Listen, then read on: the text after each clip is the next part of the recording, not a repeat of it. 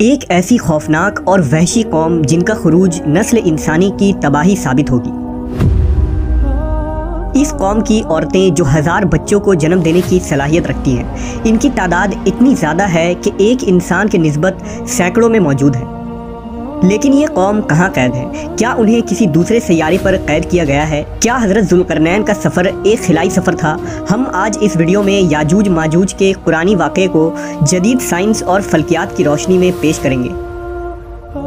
ذوالقرنین اللہ کے ایک نیک بندے اور بادشاہ تھے جنہیں دنیا کے بڑے حصے پر حکومت عطا کی گئی تھی۔ قرآن مجید میں ذوالقرنین کے 3 سفروں کا حال بیان ہوا ہے۔ یہ سفر انتہائی عجیب اور عبرت خیز ہے۔ آپ کا پہلا سفر مغرب کے جانب تھا جس کا مقصد آب حیات کو تلاش کرنا تھا، لیکن آپ اس میں ناکام رہے۔ آپ نے دوسرا سفر مشرق کی طرف کیا جہاں سورج طلوع ہو رہا تھا، جہاں آپ نے ایک خانہ بدوش اور غیر مہذب قوم کی مدد کی۔ تیسرا اور سب سے عجیب و غریب سفر شمال کی جانب تھا۔ اس سفر کے دوران آپ ایک مقام پر پہنچے جس کا نام سدین یعنی 2 پہاڑوں کے درمیان کی جگہ تھی۔ یہاں ایک قوم آباد تھی جو ایسی زبان بولتی تھی جو سمجھ سے بالاتر تھی۔ ان لوگوں کے ساتھ آپ نے اشاروں میں بات کیا۔ یہاں کے لوگوں نے حضرت ذوالقرنین سے شکایت کی کہ پہاڑ کے اس جانب ایک قوم آباد ہے جس کا نام یاجوج و ماجوج ہے۔ یہ لوگ خوب فساد مچاتے اور ہم پر ظلم کرتے ہیں، لہٰذا آپ ان کے خلاف کارروائی کریں اور ہماری مدد فرمائیں۔ مورخین نے لکھا کہ یاجوج ماجوج حضرت نوح علیہ السلام کے تیسرے بیٹے یافس کی اولاد ہیں۔ ان کی تعداد بہت زیادہ ہے۔ یہ لوگ سخت جنگجو اور وحشی لوگ ہیں۔ یہ جانوروں کی طرح زندگی گزارتے ہیں اور غاروں میں رہا کرتے ہیں اور بہار کے موسم میں نکل کر کھیتیاں اور سبزیاں کھا جاتے ہیں۔ یہ لوگ اس قدر جنگلی ہیں کہ آدمیوں، جنگلی جانوروں، سانپ، بچھو، گرگٹ اور ہر طرح کے حیوانات کو کھا جاتے ہیں۔ لہٰذا حضرت ذوالقرنین سے ان لوگوں نے فریاد کی کہ آپ ہمیں یاجوج ماجوج کے شر سے بچائیں، اس کے بدلے ہم آپ کو کچھ مال دے دیں گے۔ اس پر حضرت ذوالقرنین نے فرمایا، مجھے تمہارے مال کی ضرورت نہیں ہے، اللہ نے مجھے سب کچھ دیا ہے، بس تم لوگ میری مدد کرو تاکہ میں ان 2 پہاڑوں کے درمیان ایک دیوار بنا سکوں۔ لہٰذا آپ نے وہاں زمین کھدوائی اور پگھلے ہوئے تانبے جما کر اس پر لوہے کے تختے بنا دیے، ان کے درمیان لکڑی اور کوئلہ بھروا کر خوب آگ بھڑکائی۔ اس طرح یہ دیوار پہاڑ کے بلندی تک اونچی کر دی گئی۔ یہ دیوار نہایت ہی مضبوط اور مستحکم تھا۔ اب یاجوج ماجوج دیوار کے اس پار قید ہو چکے تھے اور ان کا انسانی آبادی کی طرف آنا تقریباً ناممکن تھا۔ لوگوں نے حضرت ذوالقرنین کا شکر ادا کیا تو انہوں نے فرمایا، وقتی طور پر تو یہ دیوار یاجوج ماجوج سے تم لوگوں کو محفوظ رکھے گی، لیکن ہر چیز ایک دن ختم ہو جاتی ہے، لہٰذا یہ دیوار بھی ایک دن توڑ دی جائے گی اور یاجوج و ماجوج نکل آئیں گے۔ حدیث کے مطابق یاجوج و ماجوج روزانہ اس دیوار کو توڑتے ہیں اور دن بھر جب محنت کرتے کرتے اسے توڑنے کے قریب ہو جاتے ہیں تو ان کا سردار کہتا ہے کہ چلو باقی کو کل توڑیں گے۔ دوسرے دن جب وہ اسے توڑنے آتے ہیں تو اللہ کی قدرت سے یہ دیوار پھر سے مضبوط ہو جاتی ہے اور اپنی اصلی حالت میں لوٹ آتی ہے۔ لیکن جب اس دیوار کے ٹوٹنے کا وقت آ جائے گا تو ان میں سے ایک کہنے والا کہے گا، چلو اب اس دیوار کو انشاءاللہ کل توڑیں گے۔ ان لوگوں کے انشاءاللہ کہنے کی برکت سے دوسرے دن دیوار ٹوٹ جائے گی۔ یہ وقت قیامت کے قریب کا ہوگا۔ دیوار ٹوٹنے کے بعد یاجوج ماجوج نکل پڑیں گے اور زمین میں ہر طرف فتنہ و فساد مچائیں گے، چشموں اور تالابوں کا پانی پی جائیں گے، جانوروں اور درختوں کو کھا لیں گے اور زمین کے ہر بلندی اور وادیوں میں دوڑتے پھریں گے۔ یاجوج ماجوج کون ہیں اور وہ دیوار آج کہاں موجود ہے، اس کے متعلق ہر زمانے میں علماء و محققین کے الگ الگ رائے اور تعویلات موجود ہیں اور اس میں اختلاف کثیر ہے۔ پہلا نظریہ یہ ہے کہ تاتار اور منگول یاجوج و ماجوج تھے جو 11ویں صدی میں اسلامی ممالک پر حملہ آور ہوئے اور خوب تباہی مچائی۔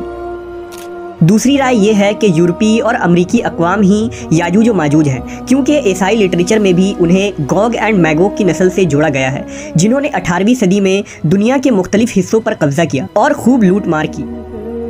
تیسرا نظریہ یہ ہے کہ ترک قوم ہی یاجوج ماجوج کی اولاد ہیں جنہوں نے عہد وسطیٰ میں پورے وسط ایشیا پر اپنی حکومتیں قائم کی۔ لیکن اب سوال یہ اٹھتا ہے کہ وہ عظیم اور بلند دیوار کہاں ہے جو حضرت ذوالقرنین نے یاجوج ماجوج سے حفاظت کے لیے بنائی تھی؟ لہٰذا مختلف ممالک میں پائے جانے والے تاریخی دیواروں اور دروں کو یاجوج ماجوج کے اس دیوار سے جوڑا جاتا رہا ہے، جن میں دیوار چین، دیوار قفقاز، جرمنی کا دیوار برلن اور روس کا درہ داریال شامل ہے۔ لیکن یہ تمام دیوار اتنے مضبوط نہیں ہیں کہ انہیں توڑا نہ جا سکے اور نہ ہی یہ لوہے اور تانبے پلائے دیوار ہیں، لہٰذا یہ تمام تعویلات بھی فاسد قرار پاتے ہیں اور یہ دیوار ذوالقرنین کے ساخت و بناوٹ پر اطلاق نہیں کی جا سکتی۔ جدید علماء و محققین نے یاجوج ماجوج کے متعلق ایک سائنسی نظریہ پیش کیا ہے جو قابل غور ہے۔ اس نظریے کے مطابق حضرت ذوالقرنین انسان نہیں بلکہ ایک فرشتے تھے، جیسا کہ روایتوں میں آتا ہے کہ ایک دفعہ حضرت علی نے ایک شخص کو یہ کہتے ہوئے سنا کہ او ذوالقرنین، جس پر آپ نے اسے غصے میں فرمایا، پیغمبروں کے نام پر اپنے نام رکھنا تم لوگوں کے لیے کافی نہیں جو اب ایک دوسرے کو فرشتوں کے ناموں سے پکار رہے ہو۔ اس روایت سے یہ صاف ہوتا ہے کہ حضرت ذوالقرنین الیگزینڈر دی گریٹ یا سائرس نہیں، جیسا کہ کچھ لوگ اسے ان دنیاوی بادشاہوں سے جوڑتے ہیں، بلکہ وہ ایک فرشتے تھے جو ایک مخصوص کام کے لیے مقرر کیے گئے تھے۔ سورہ کہف کی آیتوں میں لکھا ہے کہ بے شک ہم نے اسے یعنی ذوالقرنین کو زمین پر حکمرانی دی تھی اور ہم نے اسے ہر چیز سمجھنے کے لیے ایک راستہ دیا تو وہ ایک راستے پر روانہ ہوا۔ ان آیات میں لفظ سببہ کو محققین نے آسمان پر جانے کا راستہ قرار دیا ہے، جس راستے پر چل کر ذوالقرنین آسمانوں پر گئے تھے۔ حضرت ذوالقرنین ایک ایسی مقام پر پہنچے تھے جہاں سورج کالے پانی میں ڈوب رہا تھا،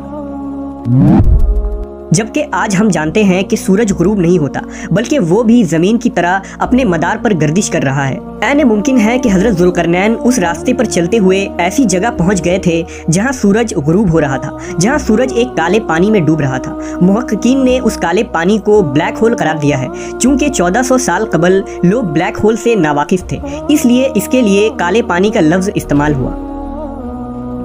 حضرت ذوالقرنین کے تیسرے سفر کے متعلق یہ ذکر ہوا ہے کہ وہ ایک ایسے مقام پر پہنچے تھے جہاں 2 صد یعنی رکاوٹ کے بیچ ایک قوم آباد تھے۔ اب ان 2 صد کے معنی قدیم مورخین نے پہاڑ لکھا ہے، لیکن جدید تعبیر میں اسے پہاڑ نہیں بلکہ نیبیولا قرار دیا جاتا ہے، کیونکہ فلکیات میں صد کے معنی کسی گیلیکسی کے گیس اور گرد و غبار کا خطہ ہوتا ہے۔ یعنی تیسرے سفر میں حضرت ذوالقرنین ایک نیبیولا کے دہانے پر پہنچ گئے۔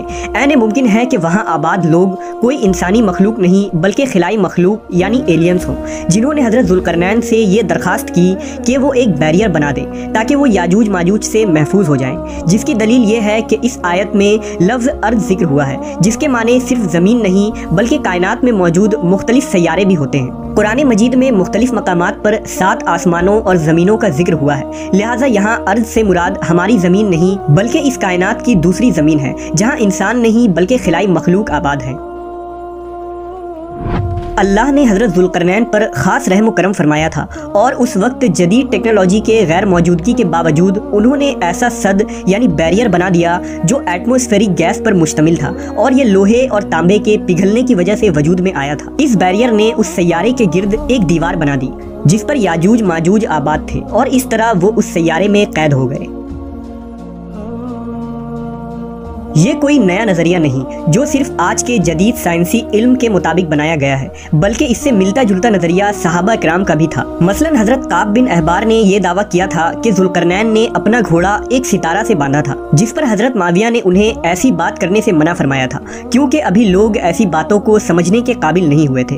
اسی طرح حضرت علی نے فرمایا تھا کہ اللہ نے بادلوں کو حکم دیا کہ وہ ذوالقرنین کو جہاں چاہے وہاں لے جائیں۔ مختصر یہ کہ ذوالقرنین کا یہ سفر نہ صرف ایک خلائی سفر یعنی اسپیس ٹریول تھا بلکہ یہ وقت میں بھی ایک سفر تھا۔ آج سائنس کا یہی نظریہ ہے کہ اس طرح کے پورٹلز ہو سکتے ہیں جس کے ذریعہ ہم نہ صرف خلا کے دوسرے حصے میں سفر کر سکتے ہیں بلکہ وقت میں بھی سفر ممکن ہے۔